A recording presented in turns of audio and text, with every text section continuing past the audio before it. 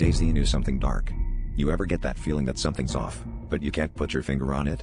That's exactly how I felt about the neighbor's dog, a scruffy mutt named Daisy, who'd lose her mind barking in my window every single night. At first, I just thought she was being annoying. I'd glare at her through the blinds, whisper shouting for her to shut up, annoyed that her owner never seemed to notice or care.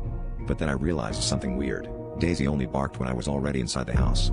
Never when I was coming up the driveway, never when I was walking by, only once I'd settled in for the night. Curiosity got the better of me, so I started keeping track.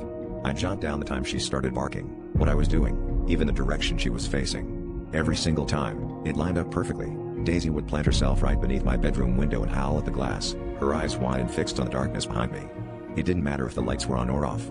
Sometimes she'd start up the moment I closed the door behind me, like she was waiting for something. One night, I decided to test a theory.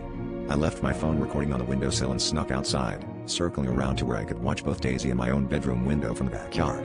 My heart pounded as I watched her, hackles raised, barking wildly, not at me, but at the second-story window, where my silhouette should have been. Except, I wasn't inside.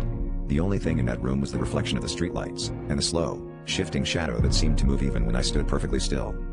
I pressed myself flat behind a bush, barely breathing, as the shadow in my room seemed to drift closer to the glass, stretching impossibly long and thin. Daisy's barking turned into a desperate whining, then silence. I watched in horror as the shadow flickered, then vanished from the window, only to feel a cold breath on the back of my neck, right where I stood. That was the last night I ever ignored Daisy, and the last time I slept without the lights on.